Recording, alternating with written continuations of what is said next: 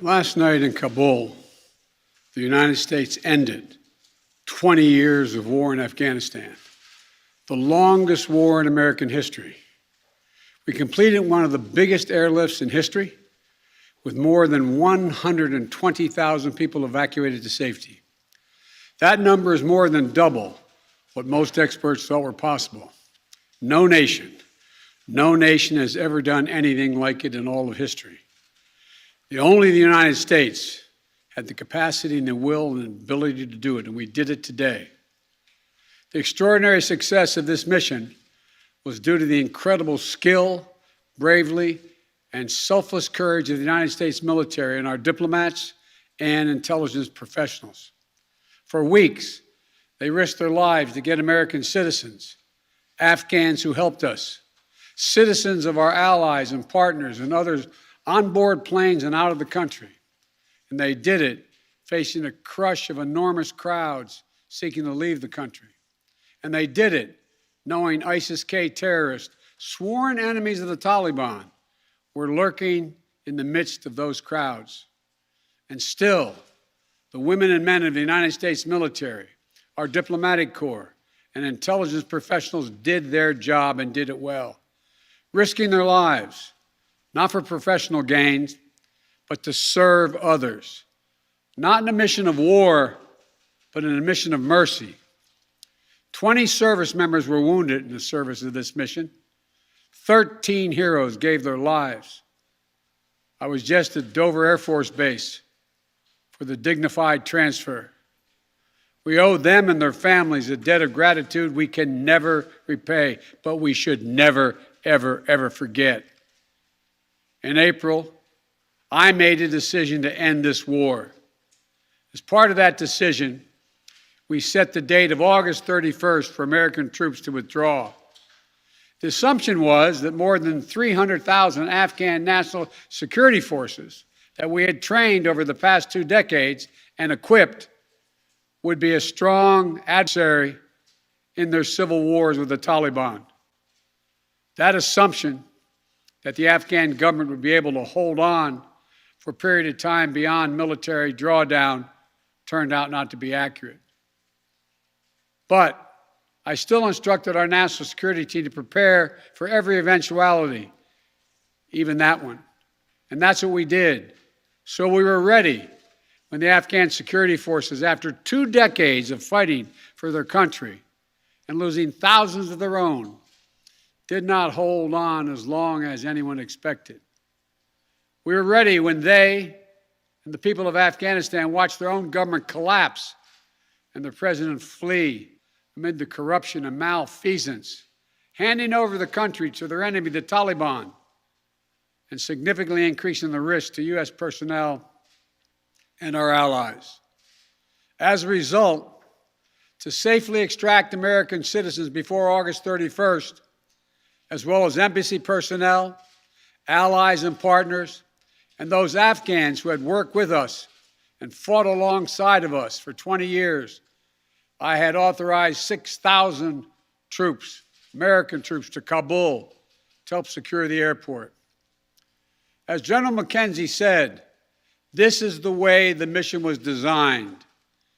It was designed to operate under severe stress and attack, and that's what it did. Since March, we reached out 19 times to Americans in Afghanistan with multiple warnings and offers to help them leave Afghanistan, all the way back as far as March. After we started the evacuation 17 days ago, we did initial outreach and analysis and identified around 5,000 Americans who had decided earlier to stay in Afghanistan but now wanted to leave. Our Operation Allied Rescue ended up getting more than 5,500 Americans out. We got out thousands of citizens and diplomats from those countries that went into Afghanistan with us to get bin Laden. We got out locally employed staff of the United States Embassy and their families, totaling roughly 2,500 people. We got thousands of Afghan translators and interpreters and others who supported the United States out as well. Now we believe that about 100 to 200 Americans remain in Afghanistan, with some intention to leave. Most of those who remain are dual citizens, longtime residents who had earlier decided to stay because of their family roots in Afghanistan. The bottom line, 90% of Americans in Afghanistan who wanted to leave were able to leave.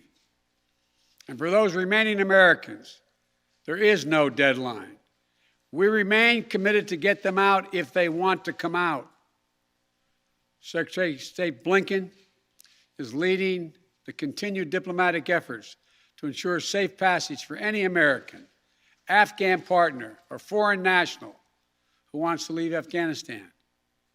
In fact, just yesterday, the United Nations Security Council passed a resolution that sent a clear message about what the international community expects the Taliban to deliver on moving forward, notably freedom of travel, freedom to leave. And together, we are joined by over 100 countries that are determined to make sure the Taliban upholds those commitments.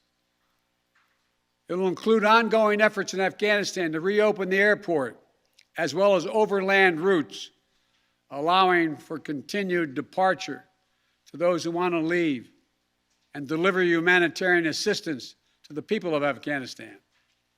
The Taliban has made public commitments, broadcast on television and radio across Afghanistan, on safe passage for anyone wanting to leave, including those who worked alongside Americans. We don't take them by their word alone, but by their actions. And we have leverage to make sure those commitments are met. Let me be clear. Leaving August the 31st is not due to an arbitrary deadline. It was designed to save American lives. My predecessor, the former president, signed an agreement with the Taliban to remove U.S. troops by May the 1st, just months after I was inaugurated. It included no requirement that the Taliban work out a cooperative government arrangement with the Afghan government.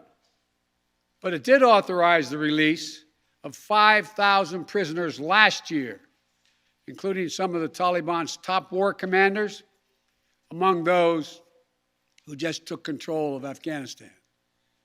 And by the time I came to office, the Taliban was in its strongest military position since 2001, controlling or contesting nearly half of the country.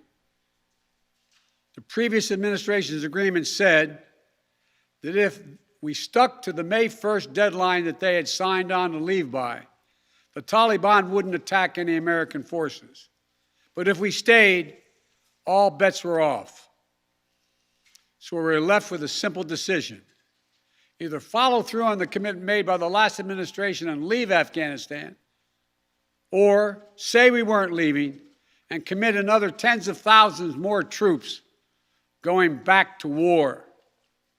That was the choice, the real choice, between leaving or escalating.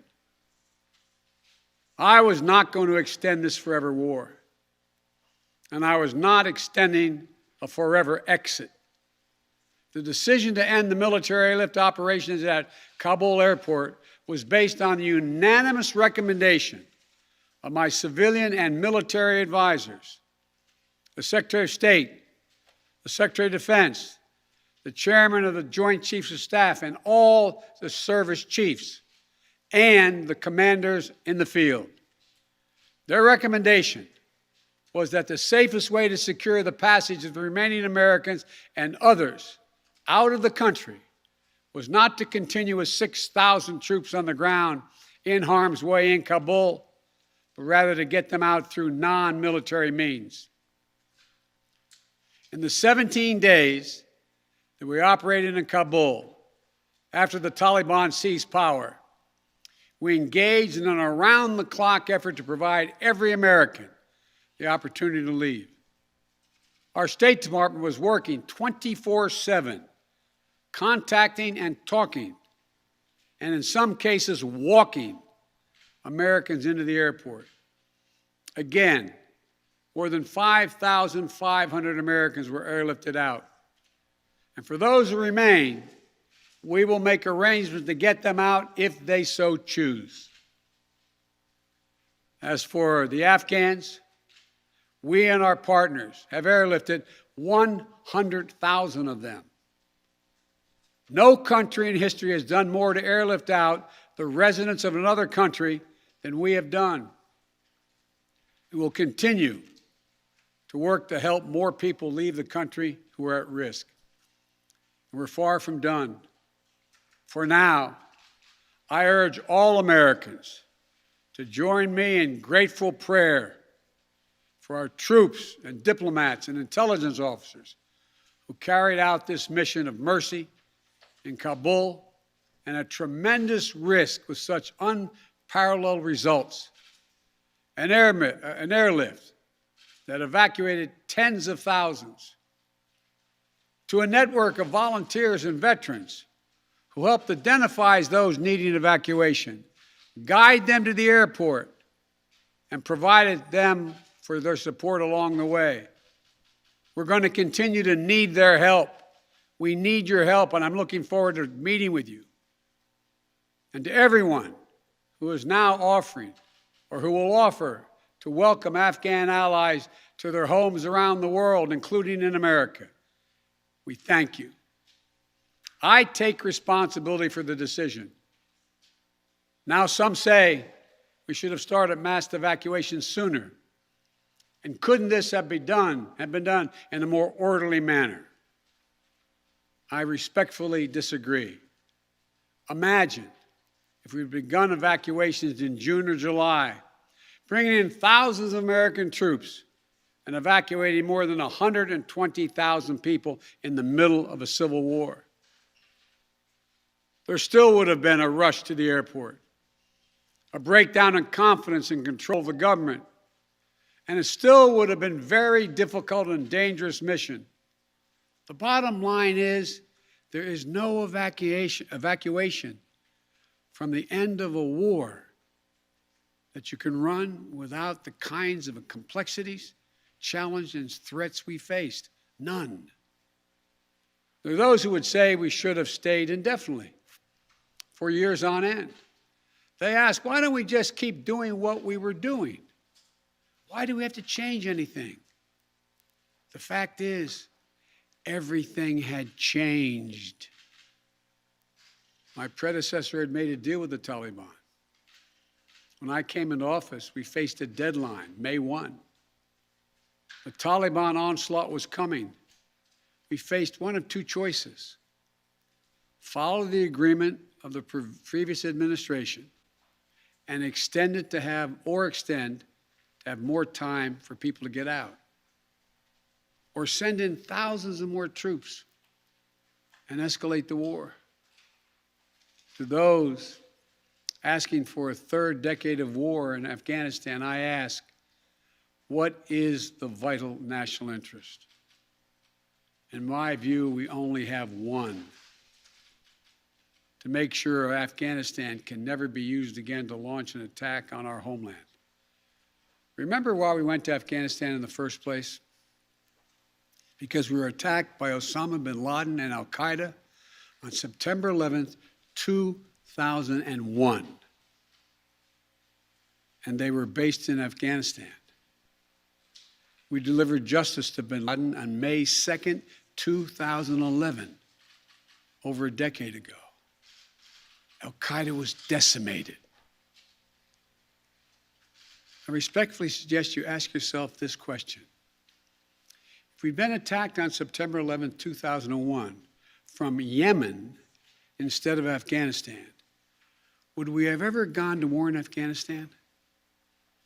Even though the Taliban controlled Afghanistan in the year 2001? I believe the honest answer is no. That's because we had no vital interest in Afghanistan other than to prevent an attack on America's homeland and our friends. And that's true today. We succeeded in what we set out to do in Afghanistan over a decade ago. Then we stayed for another decade. It was time to end this war. This is a new world. The terror threat has metastasized across the world, well beyond Afghanistan. We face threats from al-Shabaab in Somalia, al-Qaeda affiliates in Syria and the Arabian Peninsula, and ISIS attempting to create a caliphate in Syria and Iraq and establishing affiliates across Africa and Asia. The fundamental obligation of a president, in my opinion, is to defend and protect America.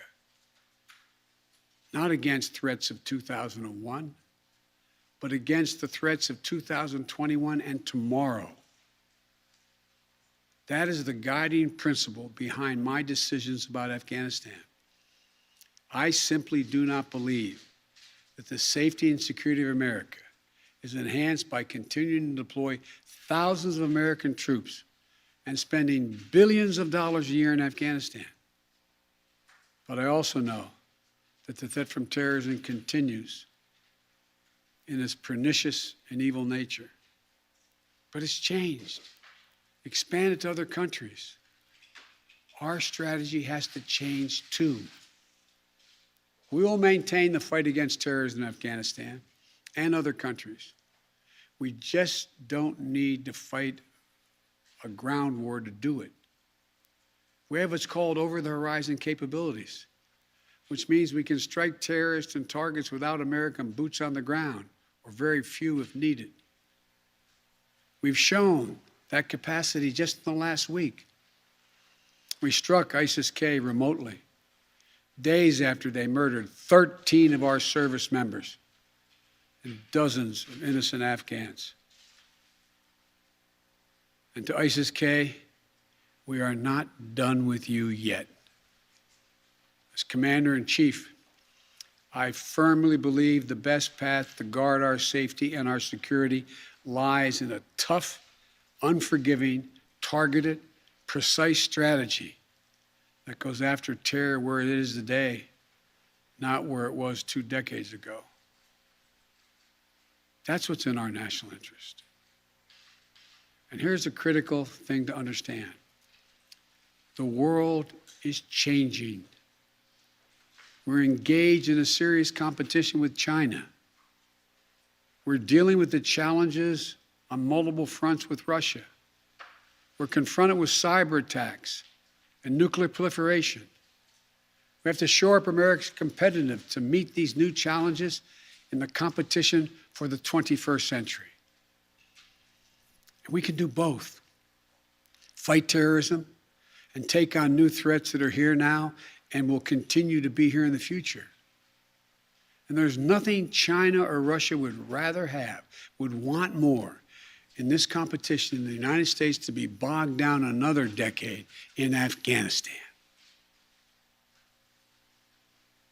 As we turn the page on the foreign policy that has guided our nation the last 2 decades, we've got to learn from our mistakes. To me, there are 2 that are paramount. First, we must set missions with clear, achievable goals, not ones we'll never reach. And second, we must stay clearly focused on the fundamental national security interest of the United States of America. This decision about Afghanistan is not just about Afghanistan. It's about ending an era of major military operations to remake other countries.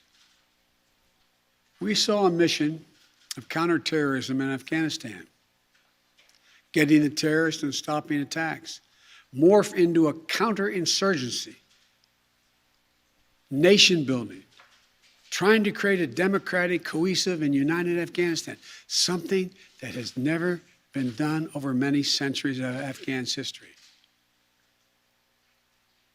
Moving on from that mindset and those kind of large-scale troop deployments will make us stronger and more effective and safer at home.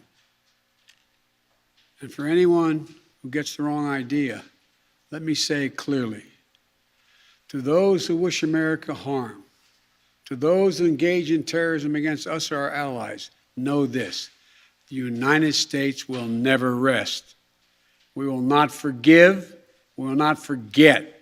We will hunt you down to the ends of the earth, and you will pay the ultimate price.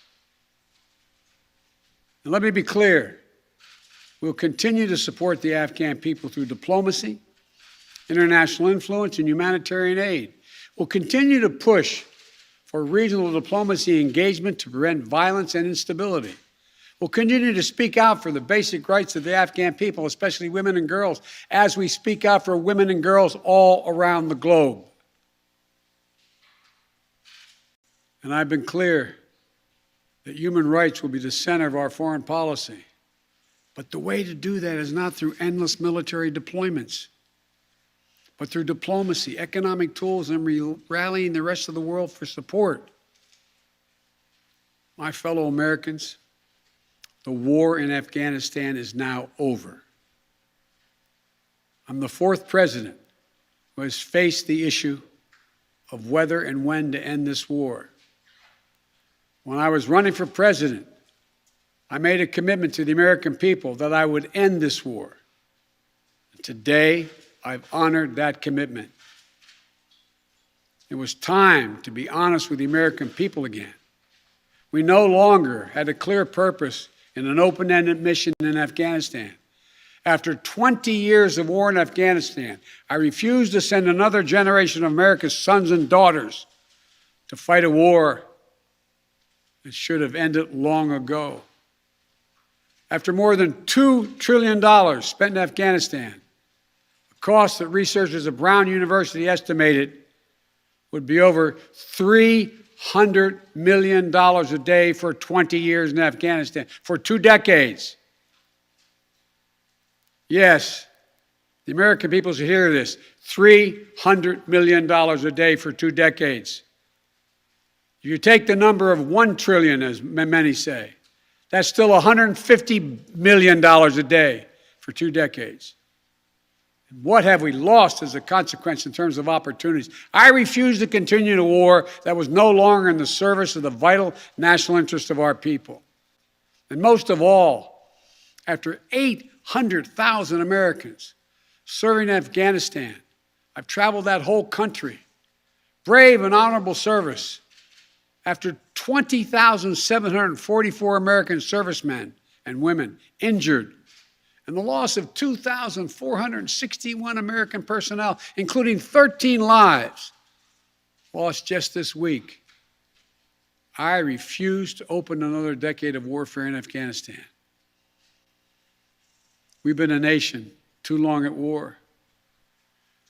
If you're 20 years old today, you've never known an America at peace. So when I hear that we could have, should have continued the so-called low-grade effort in Afghanistan at low risk to our service members, at low cost, I don't think enough people understand how much we have asked of the 1% of this country who put that uniform on, willing to put their lives on the line in defense of our nation. Maybe it's because my deceased son, Bo, served in Iraq for a full year. Before that, well, maybe it's because of what I've seen over the years as senator, vice president, and president traveling these countries. A lot of our veterans and their families have gone through hell. Deployment after deployment, months and years away from their families. Missed birthdays, anniversaries, empty chairs at holidays, financial struggles, divorces, loss of limbs, traumatic brain injury, post-traumatic stress.